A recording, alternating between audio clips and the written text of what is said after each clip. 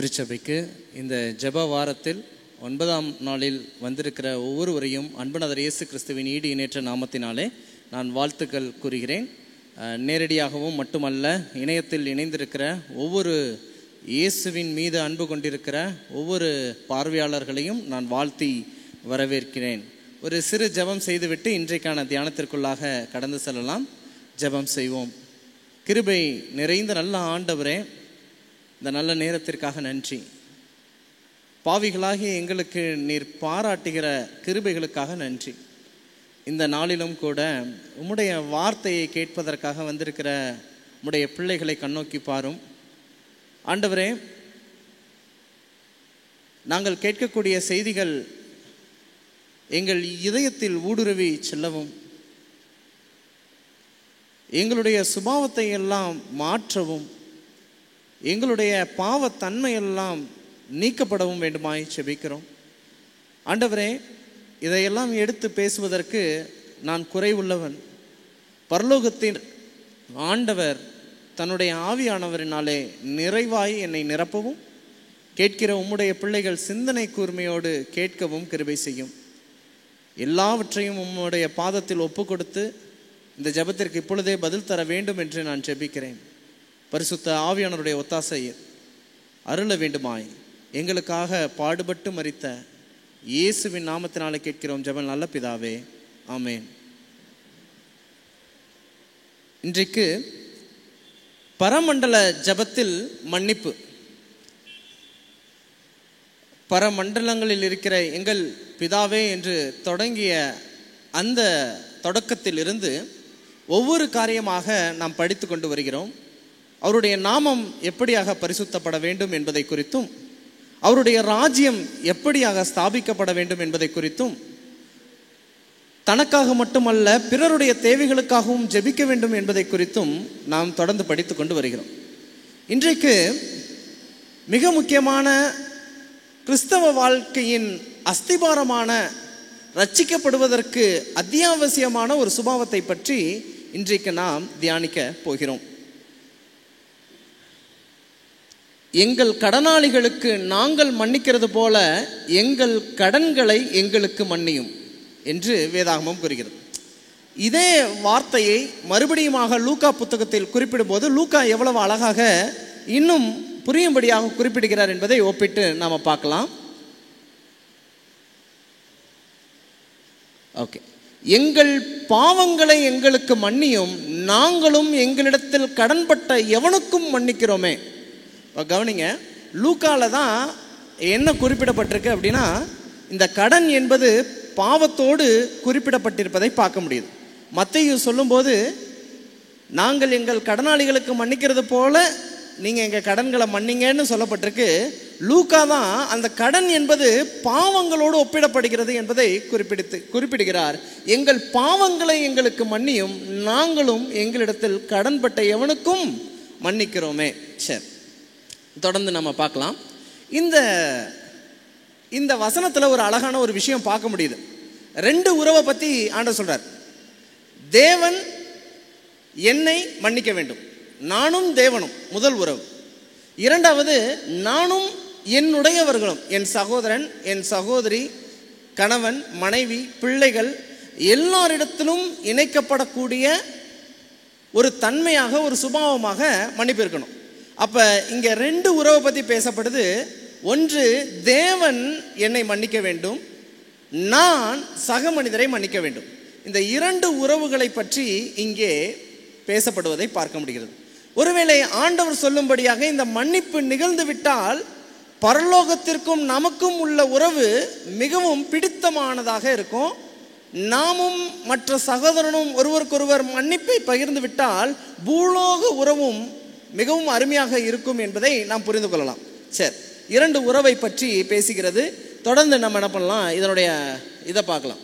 இதை புரிந்து கொள்ள பிலமோன் புத்தகம் வாசிக்க வேண்டும். இன்னைக்கு நம்ம அதை பற்றி படிக்கலை. ஆனால் நல்ல ஒரு விஷயம் புரிஞ்சுக்கோங்க. நமக்கும் ஒரு சக நபருக்கும் ஒரு மனஸ்தாபம் அப்படின்னு வச்சுக்கோங்களேன். ஒரு தவறு அவரிடத்திலும் இருக்கிறது, என்னிடத்திலும் இருக்கிறது.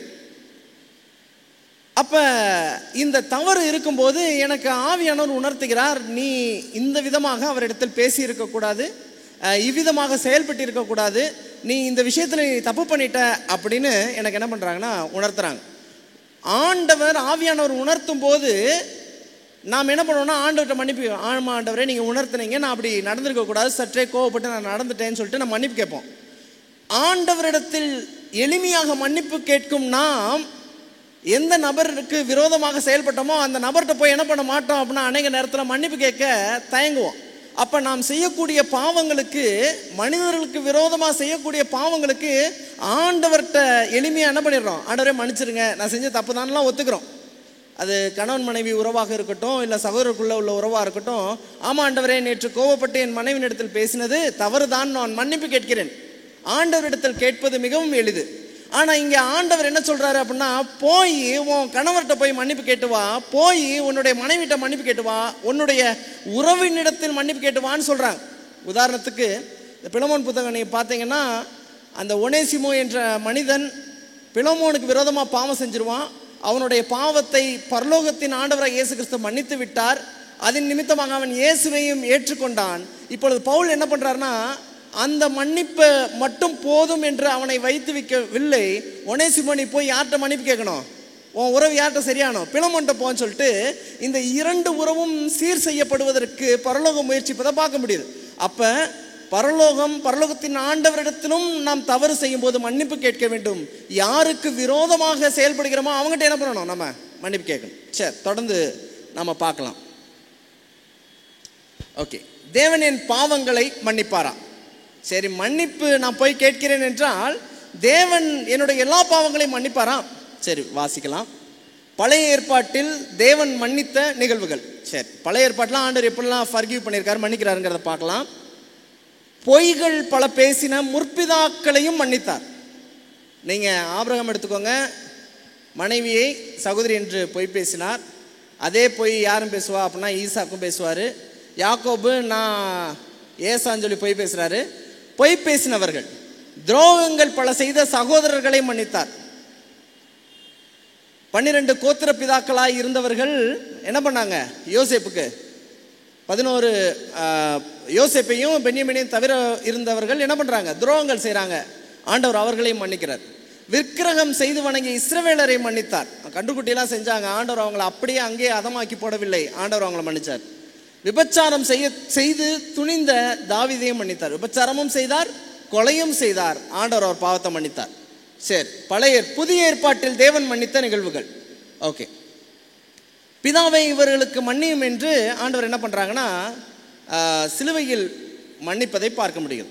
அப்போ பழைய ஏற்பாட்டிலும் இந்த சமூகம் பார்க்கக்கூடிய மிகவும் மோசமான பாவமான கொலையாக இருக்கலாம், விபச்சாரமாக இருக்கலாம், பொய்யாக இருக்கலாம், களவாக இருக்கலாம், இப்படிப்பட்ட பெரிய பாவங்களை பழைய ஏற்பாட்டில் மன்னித்த தேவன் புதிய ஏற்பாட்டில் மாறிவிடவில்லை, புதிய ஏற்பாட்டிலும் மன்னிக்கிறவராக மறுபடியும் நிரூபிக்கிறார். இதை நம்ம வாசிக்கலாமே. சரி, யாரெல்லாம் சிலுவையில் இருக்கும்போது இவர்கள் தெரியாமல் செஞ்சுட்டாங்க அப்படின்னு மன்னிக்கிறாங்கன்னு பார்க்கலாம். கன்னத்தில் அறைந்தவனை மன்னித்தார். சரி, இப்போ கவனிங்க, ஆண்டவர் சொல்கிறாரு, இவங்க என்ன பண்ணிட்டாங்க, தெரியாமல் செஞ்சுட்டாங்க, இவங்களை என்ன பண்ணுங்க, மன்னிங்க. எனக்கு 3 வயதுக்குட்பட்ட ஒரு குழந்தை, பெண் குழந்தை இருக்குது, பாப்பா இருக்கிறான். இந்த பாப்பா வளர வளர அவளுடைய சேட்டை கொஞ்சம் கூடிக்கிட்டே இருக்கு. இப்போ சேட்டை கூடும்போது என் மனைவி அவளை கண்டிப்பதற்காக அவளை அடிப்பாள். அப்படி அடிக்கும்போது குழந்தைக்கு என்னமா தெரியும் அப்படின்னு நான் சொன்னேன் அப்படின்னா, என்னுடைய மனைவி என்னிடத்தில் இல்லை, இந்த வயசில் விவரம் தெரிஞ்சுதான் செய்கிறாங்க, நம்ம கண்டிக்கலைன்னா அது புரியாதுன்னு சொல்லுவாங்க. அப்போ 3 வயசு குழந்தைக்கே இது தெரிஞ்சுதான் பண்ணுதுன்னு சொல்கிற அளவுக்கு நம்ம சிந்தனையில் இருக்கும்போது அங்கே உள்ள எல்லாருமே மாடு மாதிரி வளர்ந்துருக்காங்க, எருமை மாடு மாதிரி வளர்ந்துருக்குறாங்க. என்னடா இப்படி மாடு எருமை மாடுன்னு சொல்கிறேன்னு நினைக்காதீங்க. சங்கீதத்தில் அந்த குரூப்பை பாசான் தேசத்து எருதுகள் என்று சொல்லப்பட்டிருக்கு. சிலுவைக்கு முன்னாடி இருந்தாங்கல்ல, அவங்க எல்லாரும் காட்டு மிராண்டிகளாக இருந்தவங்க.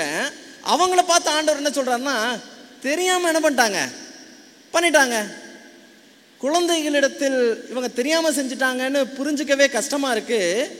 பெரிய மனிதர்களை பார்த்து அவர்கள் தெரியாமல் என்ன செஞ்சுட்டாங்க, கை விலகி ஆணி பட்டுச்சா, இல்லை கை தெரியாமல் திரும்பும்போது உங்கள் கன்னத்தில் அரைஞ்சிட்டேனா, இல்லை இங்கிட்டு திரும்பும்போது சாட்டை உங்களை சுழற்றிட்டதா, யாரெல்லாம் மன்னிச்சாருன்னு பார்க்கலாம் அந்த பட்டியலை.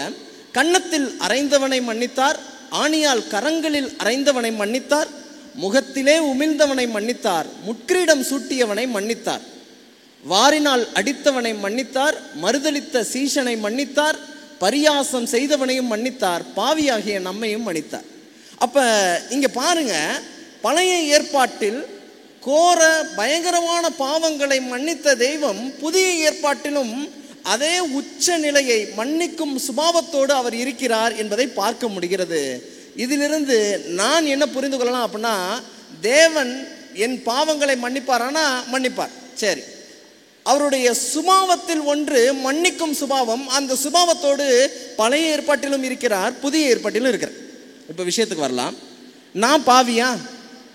ஒருவன் மன்னிப்பு போய் கேட்கணும் அப்படின்னா, எங்கள் பாவங்களை மன்னியும் சொன்னால் அவன் முதல்ல என்னன்னு ஒத்துக்கணும், நான் பாவின்னு ஒத்துக்கணும் இல்லைங்களா? அப்போ நான் பாவியா அப்படின்னு பார்த்தா என்கிட்ட என்ன இருக்குன்னு ஒரு பட்டியல் போட்டிருக்கேன், நீங்களும் வாசிக்கலாம். ஓகே, இதில் ஒரு 10 இருக்கு, சரிங்களா? இதில் 10ல் ஏதாவது ஒன்று இருந்தால் நம்ம பாவி, சரிங்களா?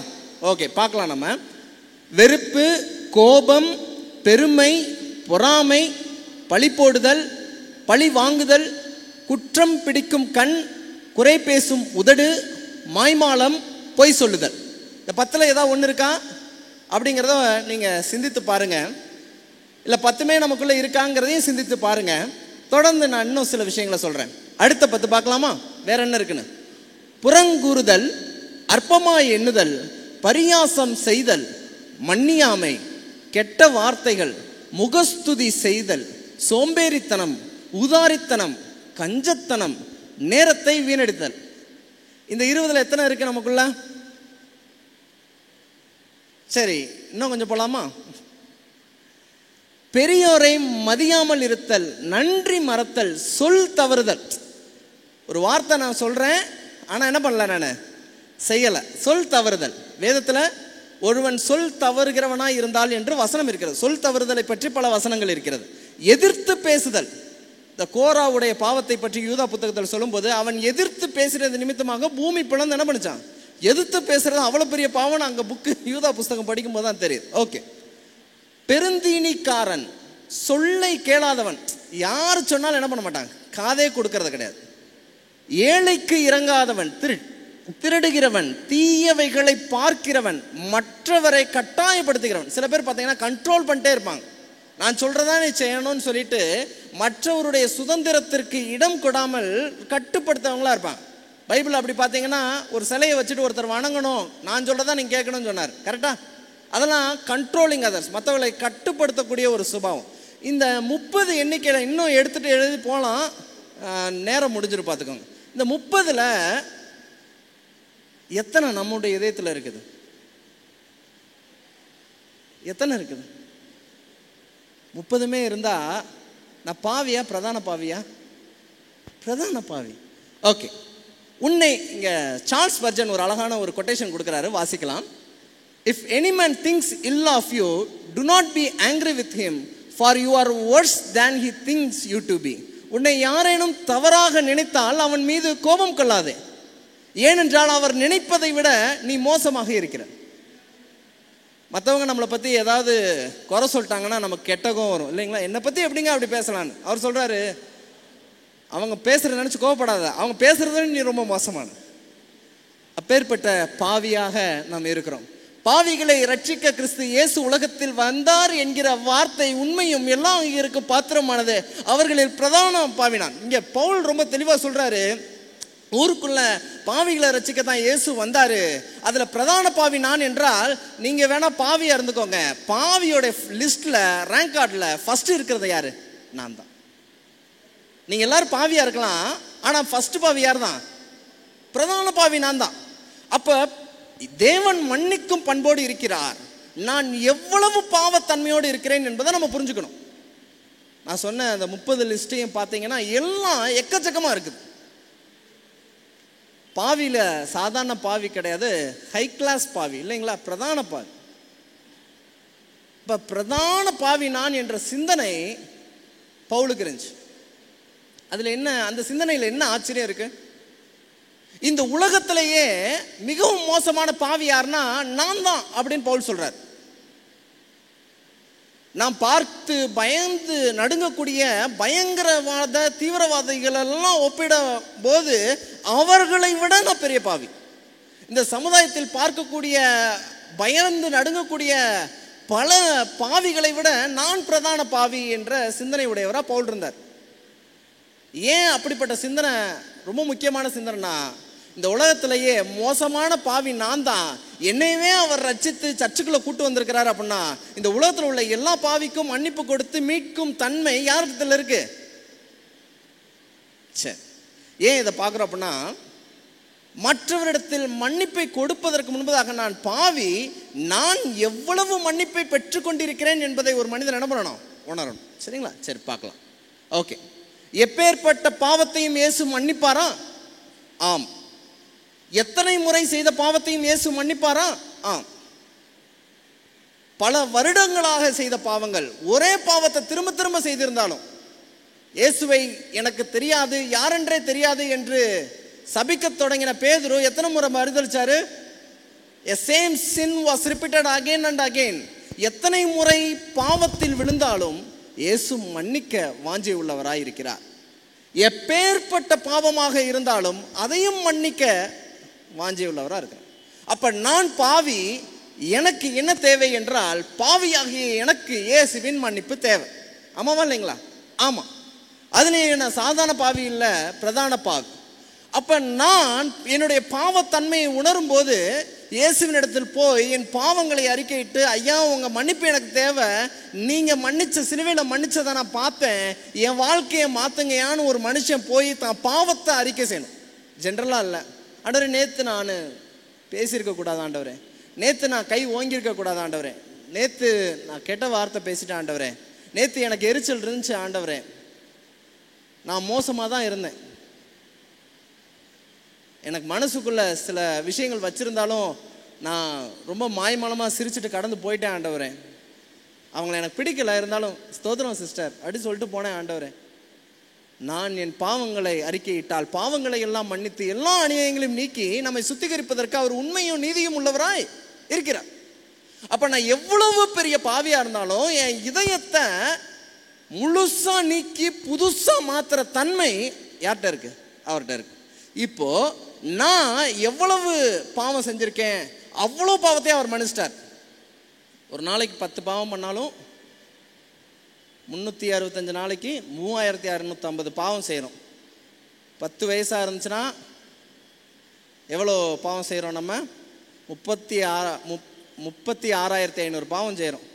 இதுவே 20னா லட்சக்கணக்காக செஞ்சுருக்கோம் இல்லைங்களா?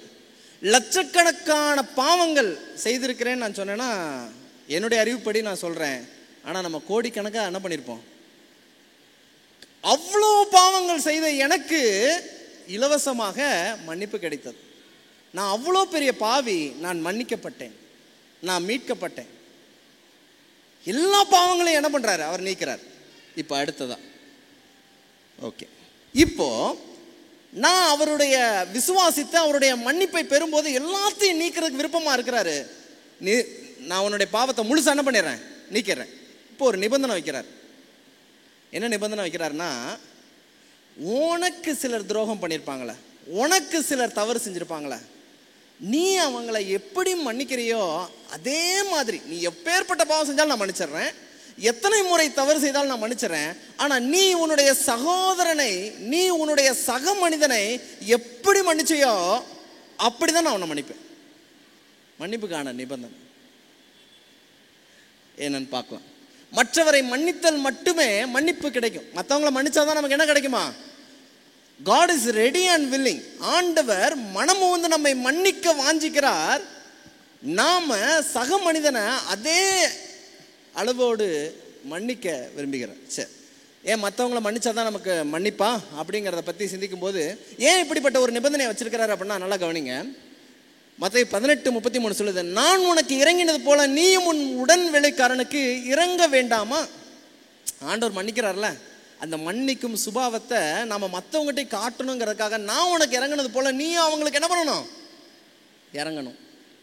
இப்போ ஆண்டவர் எப்படி இரக்கமுள்ளவர், எப்படி மன்னிக்கிறவருங்கிறத நான் மற்றவங்களுக்கு காட்டணும். அதுக்காக தான் அவர் அந்த மன்னிப்பையை நமக்கு என்ன பண்ணுறாரு, நான் உனக்கு இறங்கினது போல நீ அவங்களுக்கு இறங்க வேண்டாமா?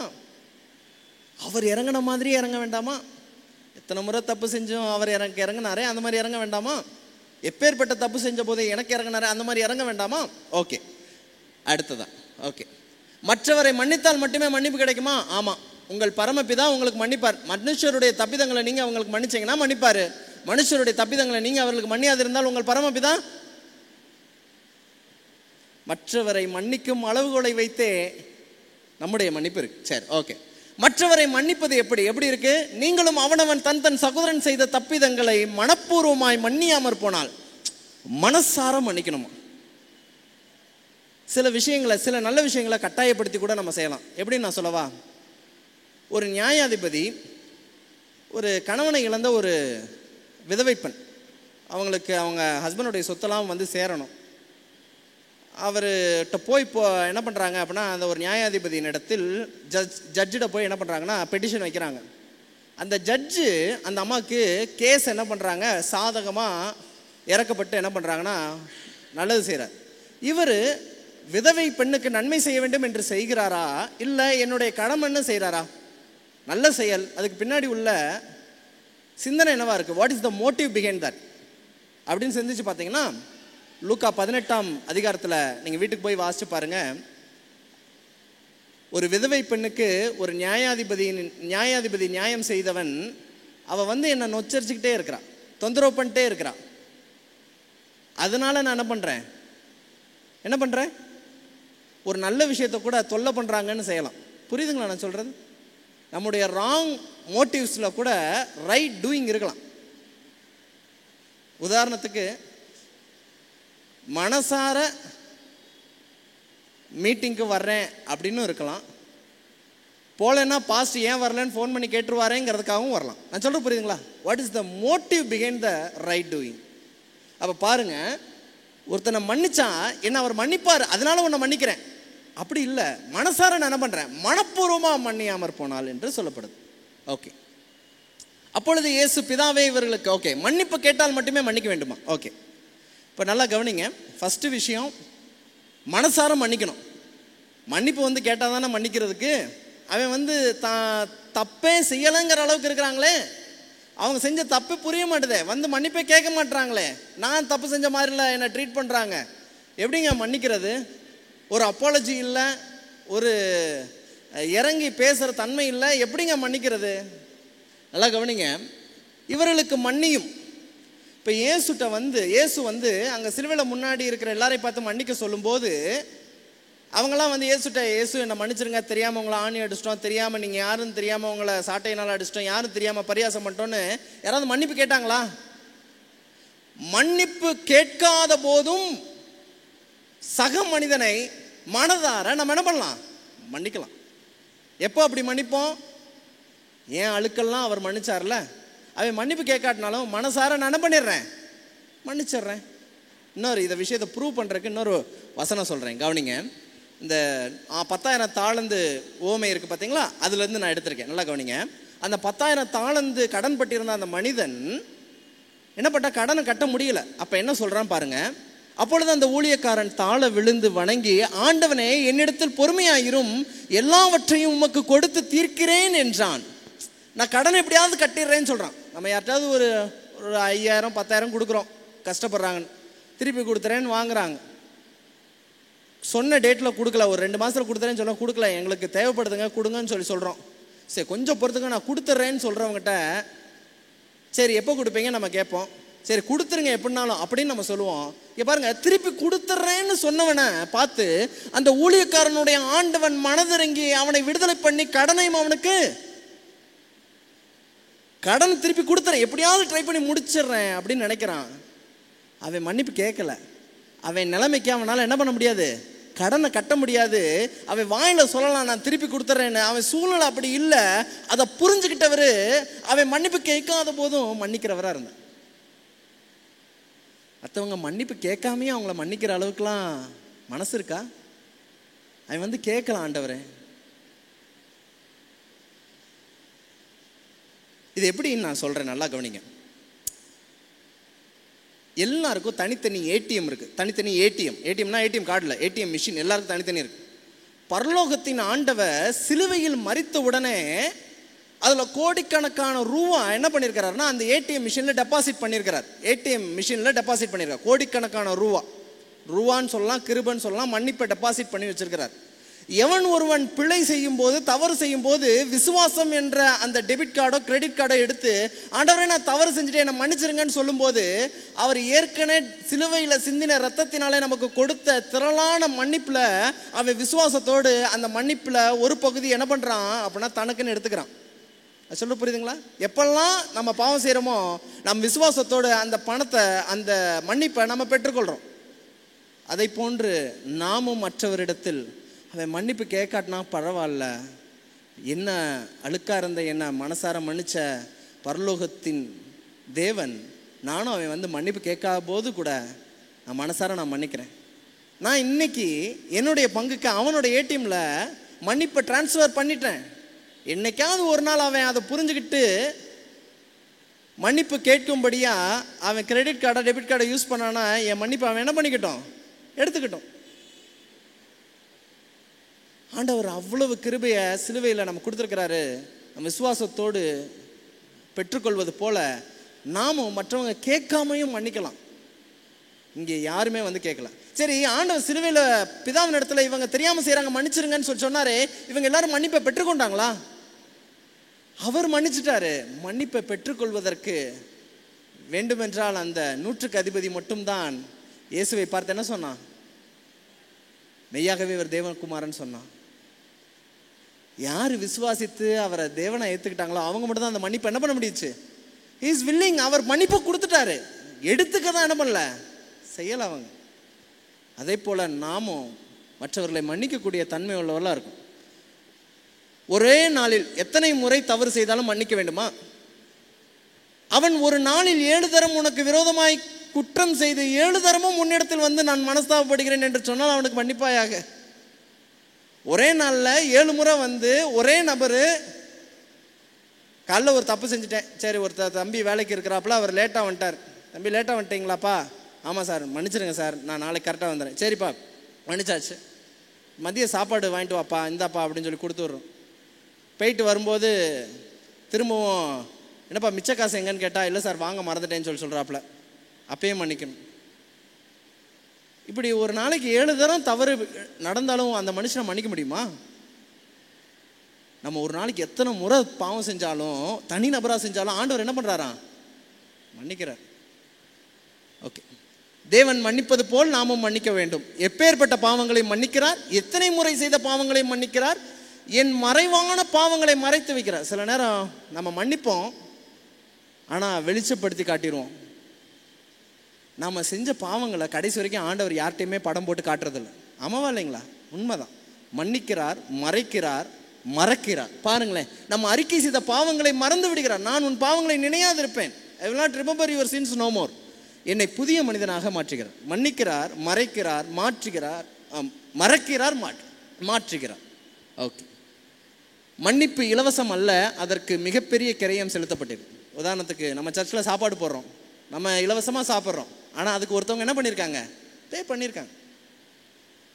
நம்ம இலவசமாக பெற்ற மன்னிப்புக்கு உயிர் கொடுக்கப்பட்டிருக்கு கிரயமா. அடுத்து, மன்னிப்பை இந்த பூமியில் மட்டுமே பயிற்சி செய்ய முடியும். கிருபையின் காலம் முடிஞ்சதுக்கப்புறம் மன்னிப்பை எங்கே போய் பயிற்சி செய்ய முடியும்? பரலோகத்தில் மன்னிப்பு கிடையாது. ஏன்னா அங்கே பாவிகள் இல்லையே. பாவம் இருக்கும் இடத்தில் தானே மன்னிப்பு. ஆமாவா இல்லைங்களா? இந்த பூமியில் நாம் செய்யக்கூடிய பயிற்சி செய்யக்கூடிய மன்னிப்பின் பலன் தான் பரலோகத்தில் நம்ம என்ன பண்ண போகிறோம்? நித்தியத்துக்கு வாழ போகிறோம். பாவம் இருக்கும் வரைக்கும் தான் மன்னிப்பை ஒருவருக்கொருவர் கொடுக்க முடியும். ஆண்டவர் வரும்போது அதுக்கப்புறம் ஓகே ஓகே கடைசியா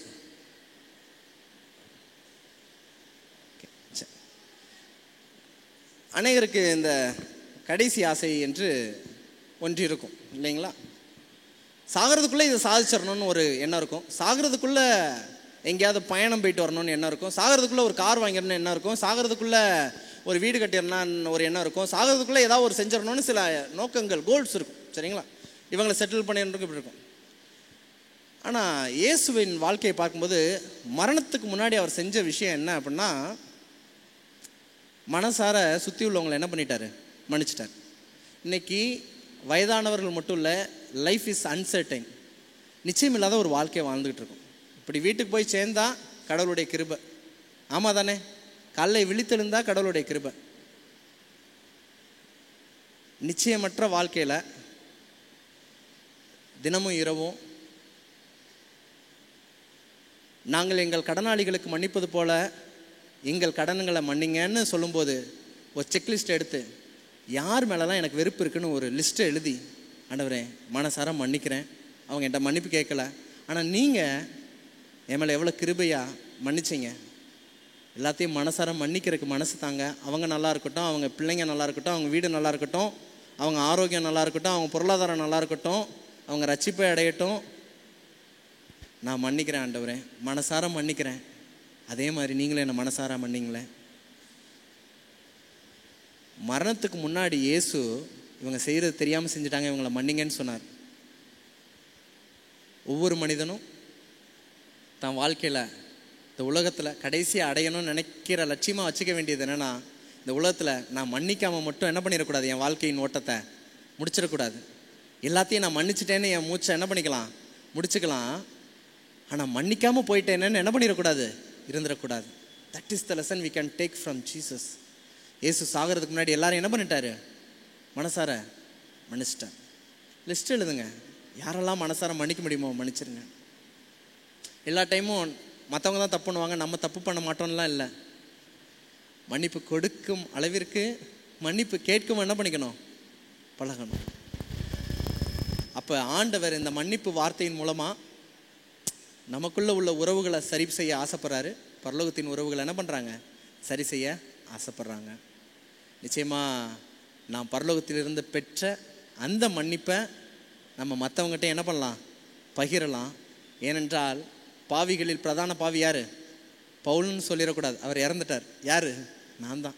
என்னையவே அவர் மன்னிச்சிருக்கிறார். அப்படின்னா யாருக்குனாலும் தாராளமாக என்ன கொடுக்கலாம், மன்னிப்பு கொடுக்கலாம். அப்படிப்பட்டவங்களுக்கு தான் பரலோகம் காத்துக்கிட்டு இருக்கு. இந்த வாய்ப்பு கொடுத்த தேவனுக்கு நன்றி செலுத்துகிறேன். ஆமென். ஒரு ஜெபம் செய்யலாம். கிருபை நிறைந்த நல்ல ஆண்டவரே, உம்முடைய பரமண்டல ஜெபத்தில் அழகான மன்னிப்பு வார்த்தைக்காக நன்றி. மற்றவங்களை எப்படி மனசாரம் மன்னிக்கணுங்கிறதே உங்கள்கிட்ட தான்ப்பா கற்றுக்க வேண்டியதாக இருக்குது. நீங்கள் எவ்வளவு தீமை நாங்கள் செஞ்சிருந்தாலும் மன்னிச்சிட்டீங்க. அதை யார்கிட்டையுமே நீங்கள் சத்தம் போட்டு காட்டலை, வெளிப்படுத்தலை. அதை நீங்கள் மறந்துடுறீங்க, கடலுக்கு ஆழத்துலலாம் போட்டுறீங்க.